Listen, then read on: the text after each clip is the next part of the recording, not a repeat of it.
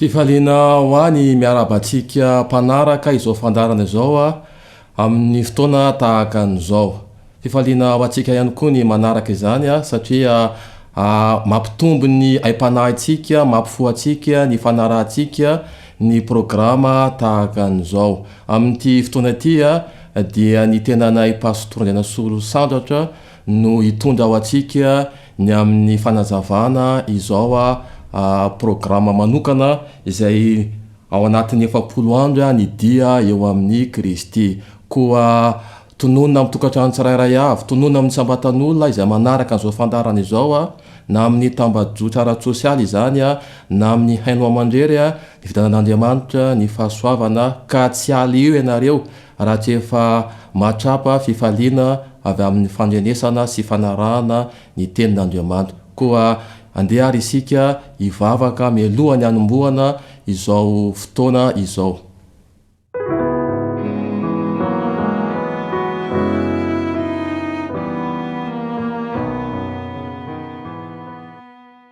Havaka isika rainay izay any an-danitro ankehitriny izay dia manome voninahitra anao satria mendrika ao anao izany. Ianao tokoa ilay Andriamanitra izay namorona anay, nanamasina anay ary manome anay izao fotoana izao ahafahanay indray miaino ny fanambarana avy aminao. Amela Tompo ny helikary mamindrafo aminay satria anao noho ny amin'ity fotoana ity izay ahafahanay indray manovo fahalalana ary manampy anay ihany koa eo amin'ny fampiarana mba azahoanay mitombo amin'ny finoana sy amin'ny fatahorana anao. Dia petraka aminao Tompo ny toy an'izao fandarana izao, aoka ianao anatrika amin'ny fomba feno ary aoka izay tsirairay avy atrapa mandrakariva ny fanatrehanao. Amin'ny anaran'i Jesosy, amen.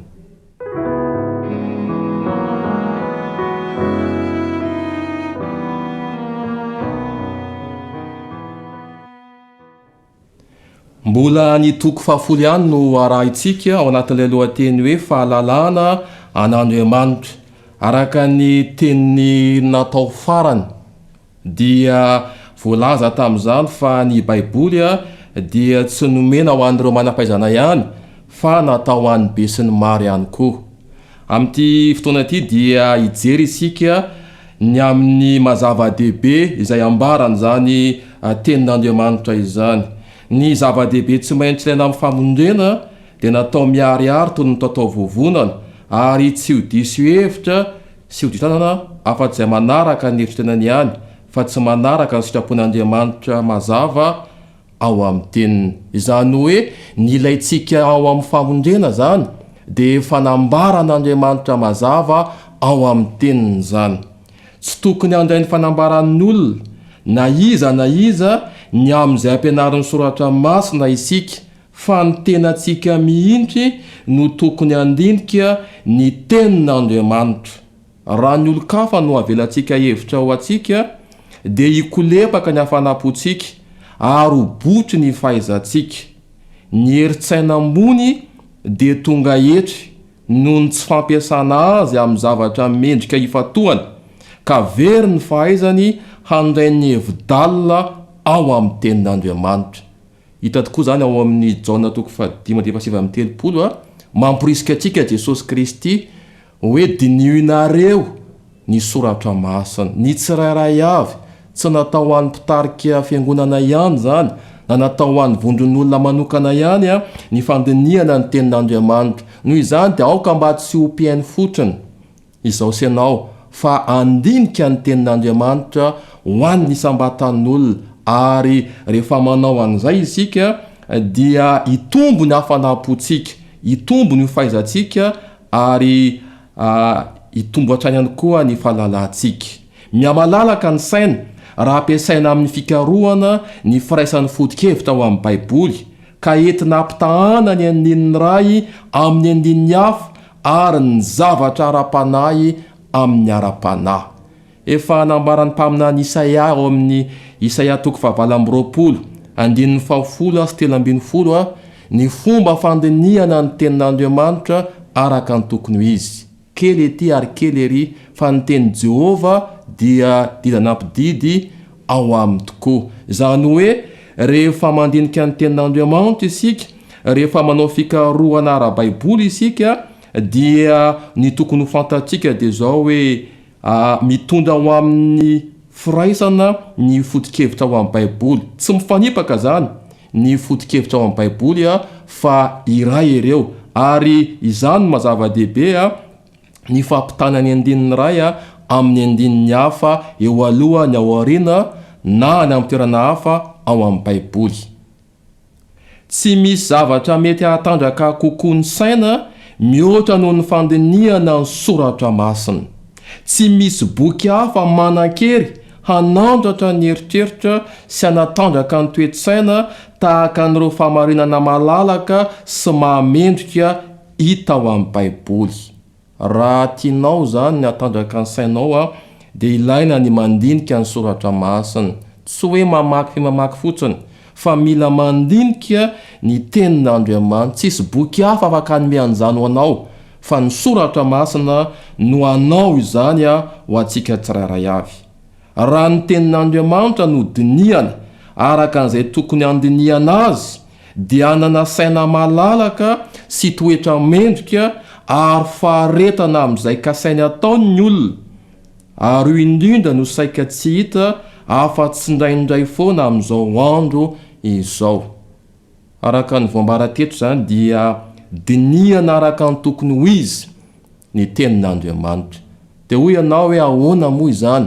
Efa nambara teo Isaia 20:7-10 fa ny fampitahana ny andininy ray amin'ny andininy hafa no fomba mety indrindra, tsara indrindra tokony ho ataotsika rehefa mandinika amin'ny tenin'Andriamanitra isika. Ary ny fanaovantsika an'izany dia mahatonga antsika nanasaina malalaka, zany hoe tsy tery saina zany eo ihany koa ny toetra mendrika, eo ihany koa ny faharetana amin'izay kasaina atao. Mampalelo mantsy fa tsy manana roa intsony ny olona amin'izao fotoana izao noho ny tsy fahaizana na noho ny tsy fahatomombanana eo amin'ny fandinihana ny tenin'Andriamanitra. Nefa raha atao akamena ny famakiana ny soratra masina dia kely foana ny soa azo amin'izany. Angamba misy olona mavaky ny baiboly manontolo nefa tsy mahita ny hatsarany na mahalala ny heviny lalina sady miafina. Fandinihana andininy anankiray ambara-pahazo tsara ny heviny sy ambara-pahazavany izay ikambanany amin'ny drafim-pamondrena dia mahasoa noho ny mamaky toko maro tsy misy antony voafetra kendrena ka tsy azahoana fahalalana mivantana. Eto zany dia lazain'ny mpanoratra hoe kely ihany ny soa azo amin'ny famakiana maimaiky, famakiana fotriny izany soratra masina zany.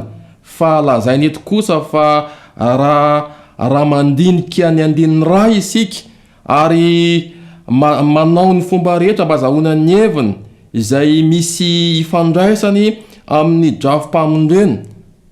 Satria azadiny fa ny tenin'Andriamanitra dia milaza amintsika, manampy antsika ny amin'ny zahotsika famondrena, dia rehefa mamaky zany tsika dia hoe inona ny ifandraisan'ity teny ity amin'ny drafim-pamondrena atsika zany. Koa mampirisika atsika zany ny tenanay hoe andao hanomboka, andao handinika andininy ray ary dia trandrahana zany ambara-pahazo zay heviny ikambanany amin'ny drafitra ny mpamondrena. Toy izay iazakazaka, toy izay iazakazaka amin'ny famakiana toko maro nefa tsy azo akora ny tinambara ny amin'izany. Ho fampiarana dia zao nataontsika hoe aza velesaraka aminao ny baibolinao, mamaky azy isaky ny misy fotoana kely hafahanao, tadidio andohanao ireo andininy ireo. Mahazo mamaky andininy ray ianao na dia mandeha an-dalambe aza dia eritrereto izany ho tafaletika ao an-trainao. Amin'izao andro ny fanontsoana zao moa dia efa betraka ny fomba ahafahantsika manana an'izany baiboly zany, eo ny application na baiboly anatina telefônina reny azonao atao rehefa misy fotoana, rehefa andalana eny dia mamaky izany ananatina fitaovam-pitaterana reny dia tokony ho reny no vakian'ny tanora, reny no tokony ho vakintsika zany. Ary ny fanaovantsika an'izany dia zava-dehibe anampy antsika eo amin'ny fahalalana an'Andriamanitra. Tsy afaka azo fahendrena isika raha tsy mikendry fatratra sy mandinika ampivavahana. Tsotra ny tesany ao amin'ny soratra masina ka mora azo, fa ny sasany kosa lalina ka tsy mety ho azo avy etrany. Tsy maintsy ampifampitahaina ny teny ao amin'ny soratra masina. Tsy maintsy misy fikarohana lalina sy fiheverana fatratra arahimbavaka amin'ny fanaovana izany. Isy vokatsoa lehibe ny fandinihana toy izany, toy ny mpitady vatosoa mahita ny tsoriam-batosoa voafina ao ambanin'ny voan-tany no ahitan'izay mikaroka ampaharetana ny tenin'Andriamanitra ho toy ny rakitra miafina, ka ahita ny fahamarinana ambony vidy lavitra izay miafina eo imason'ny mpitady manao ankambo. Araka an'izay voambara zay zany dia ilaina ny faharetana eo amin'ny fikarohana ny fahamarinana ao amin'ny tenin'Andriamanitra. Tsy maintsy misy ny fampitahaina ny amin'ny teny ao amin'ny soratra masina. Ambara ombenombeny fa tsy ety fanohatra ny fahamarinana voalaza ao amin'ny tenin'Andriamanitra. Mifameno ireo ary zava-dehibe ny mandinika ny tenin'Andriamanitra ampivavahana. Raha tsy manao an'izay tokoa isika, raha tsy mikarika ampaharetana tokoa isika dia tsy afaka ny azo ny fahendrena fa mitondra antsika ho amin'ny fihebebona, ny fanintsiniana sy ireo toetra tsy mendrika ny fikarohana izay ataontsika. Ny tenin'ny soratra masina eritreretinao am-poa dia toy ny ono mivoaka avy ao amin'ny loharanonaina. Aza mba mandinika ny Baiboly na oviana na oviana, ratsy mivavaka. Zava-dehibe zany ny mivavaka mialohan'ny andinihana ny Baiboly. Tsy mitovy amin'ny boky tantara, roman na boky angano na boky filozofia akory ny Baiboly, fa ilaina ny manomboka azy amina vavaka. Alohan'ny hanokafana azy dia tokony hangataka ny fanazavan'ny fanamasina isika, ary dia ho azo izany rehefa tonga teo amin'ny Jesosy Natanaela. Dia hoy izy, hitantsika ao amin'ny Jaona toko voalohany andiny fito amby efapolo sy valo amby efapolo izany manao hoe: inona nisy hita tsy misy fitaka. Hoy Natanaela taminy: ahoana no afantaranao ahy? Dia namaly Jesosy ka nanao taminy hoe: fony tsy mbola niantso anao Filipo, dia hitako teo ambany aviavy ianao. Araka n'ity andininy ity zany dia efa tsindron'i Jesosy mialoha i Natanaela fony izy nipetraka teo ambany aviavy, namaky ny faminaniana ny amin'ny Mesia. Dia toy izany koa izao sy ianao, tsindrin Jesosy isika eo amin'ny toerana mangina ivavahantsika, raha mangataka fahazavan-tsaina aminy mba lalantsika ny marina, homba izay mitady fitarian-dalana masina amin'ny fofeno fanetretena ny anjery avy any amin'ny fonenana mazava. Raha tsorina zany dia zao hoe isika izay mamaky ny tenin'Andriamanitra, mikatraka ny marina ary ampiarahana mivavaka, dia efa hitan'ny Kristy ary tsindron'i Jesosy izany toerana misy atsika izany. Amin'ny paragrafy farany dia voalaza ato hoe: manandratra sy manome voninahitra ny mpamondry ny fanahy masina. Ny raharahan'ny fanahy masina zany dia ny mampiseho an'i Kristy sy ny fahadiovan'ny fahamarinana ary ny famondrena lehibe anantsika amin'ny alalany. Hoy Jesosy hoe andray avy amin'ny ahy izy ka nambara izany aminareo. Hitantsika ao amin'ny Jaona toko faha 12 andiny faha 4 izany teny izany. Ny fanahin'ny fahamarinana dia ny fanahy masina no tena hany mpampianatra ny fahamarinan'Andriamanitra. Ende ny famboleny fiheveran'Andriamanitra zanak'olombelona fa nomeny ny zanany ho faty hisolo azy, ary notendreny ny fanahiny ho mpampianatra sy ho mpitaridalana azy lalandava. Ry mpiaino malala, manana ny fanahy masina isika. Ilay fanahin'ny fahamarinana io ihany no hany mpampianatra tsy mety diso ny amin'ny fahamarinan'Andriamanitra. Koa mampirisika anao ao etam-pamaranana, aoka ho mpianatra mazoto hianatra ny tenin'Andriamanitra anao ary angataony fanahy masina lalany vavaka, fa izy hampianatra anao, hanory anao ny amin'ny momba an'Andriamanitra, ny amin'ny sitrapon'i Kristy, ny amin'ny famondrena lehibe izay raisitsika avy amin'ny Kristy. Koa andehary isika hivavaka mialohany amaranantsika izao fotoana izao.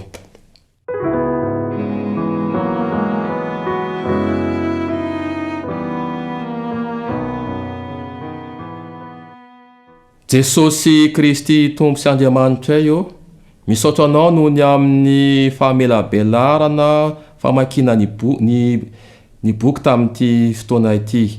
Engany ny fananao masonao hanampy anay tsirairay avy mba hanao fanandramana izay, azoto amaky andininy ray izay ary ampitazany amin'ny andininy hafa ka dia hitondranay ho amin'ny famarinana famondrena lehibe izany.